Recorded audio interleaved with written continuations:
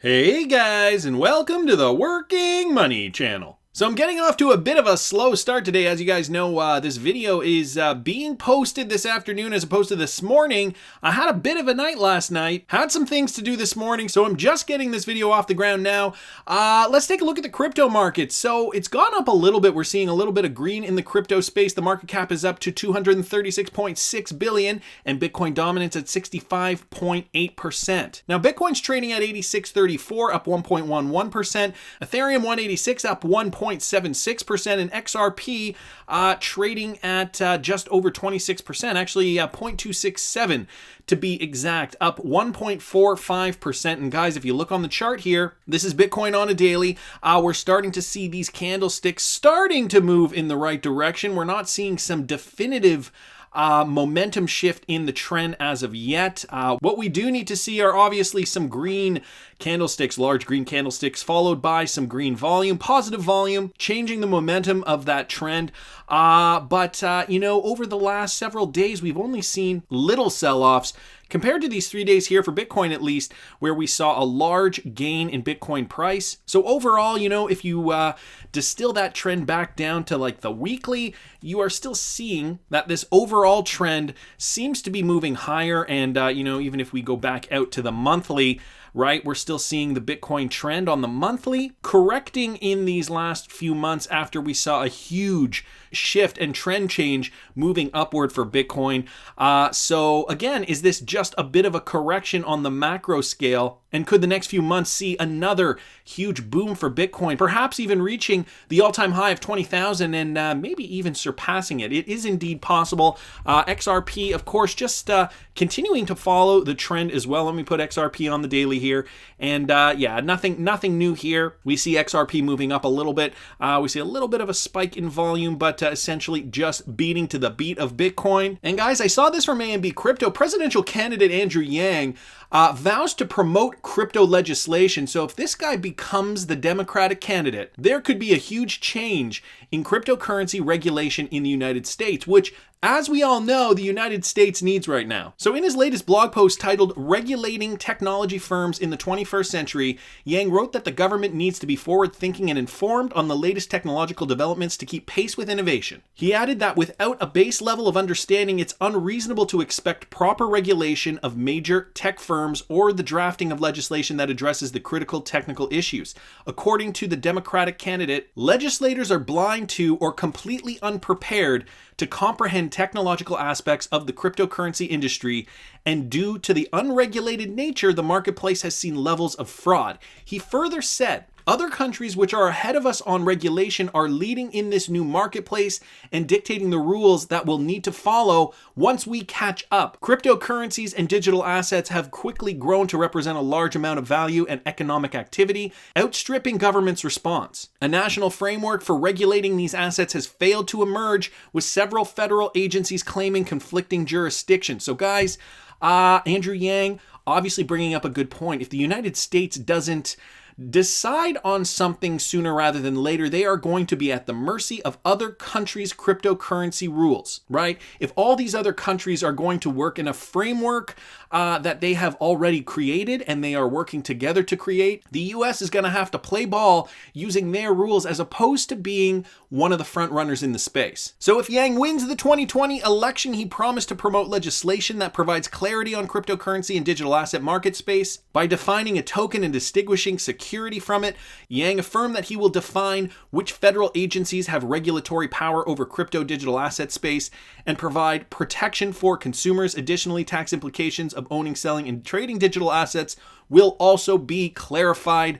Guys, it's so great to see that some politicians really understand the implications of this.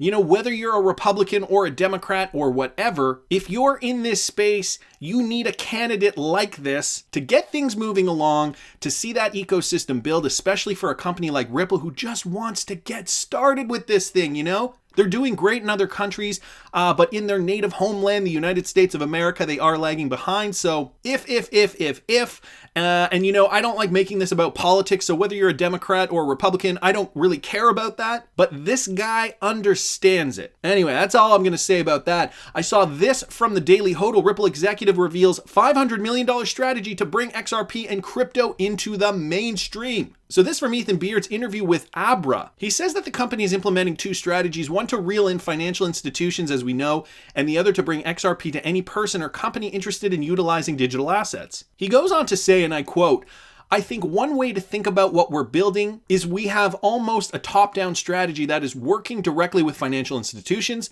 providing them with enterprise software that's already customized for their world and lets them tap into the power of XRP. Then we have the kind of bottoms-up strategy where we're looking just at starting with XRP and other cryptocurrencies and then focusing on developers and letting them integrate XRP and integrate cryptocurrency into their applications. It seems to me that at some point they meet. How and where they meet is kind of unclear." And so this is interesting, you know, coming from Ethan Beard, the head of the Spring Initiative, you know, and we know Ripple's throwing money at all kinds of these projects.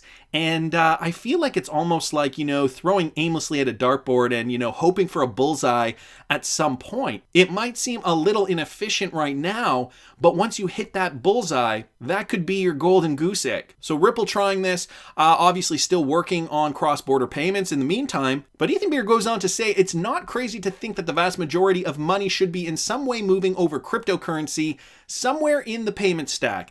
And where that meets will be interesting to see. And so, guys, this is still baby steps, obviously.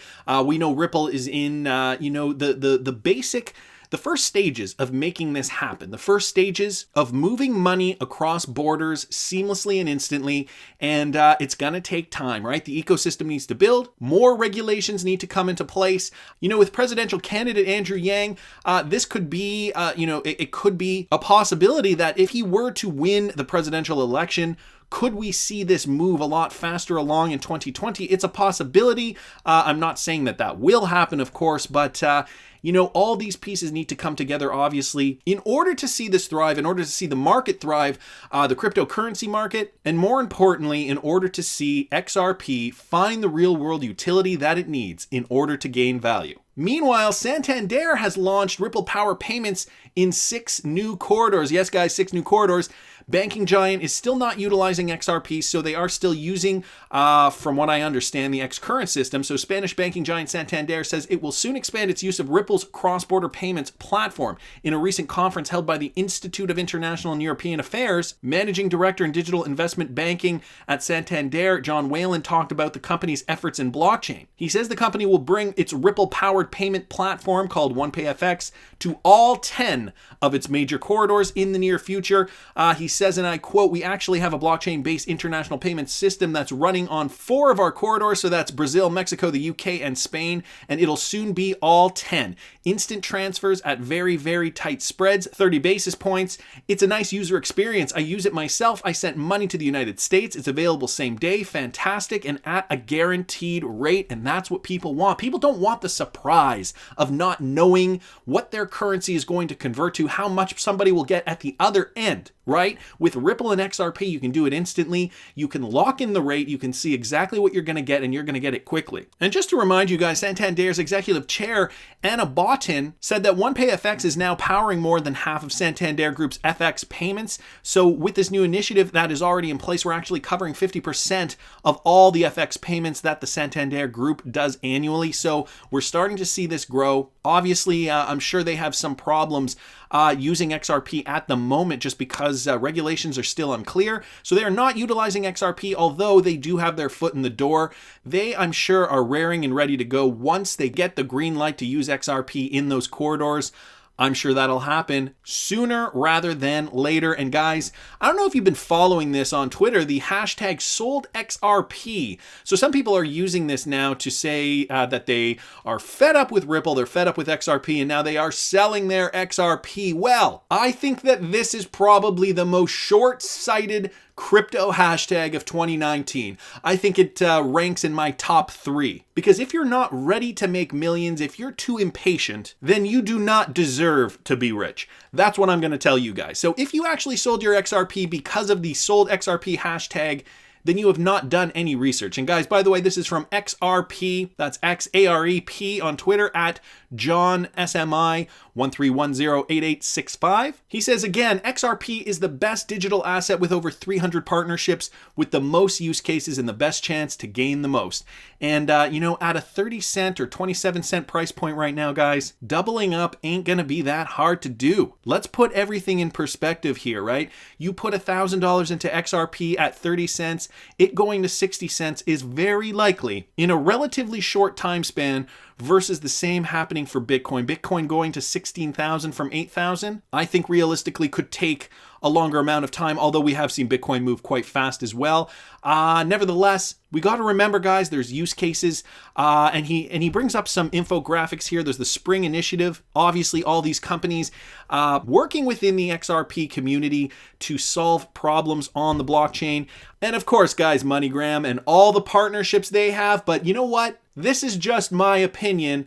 I want to hear what you guys think. Please subscribe to the channel if you haven't already. Like the video if you like the content I'm providing. I always love hearing your comments. See you in the next one, guys.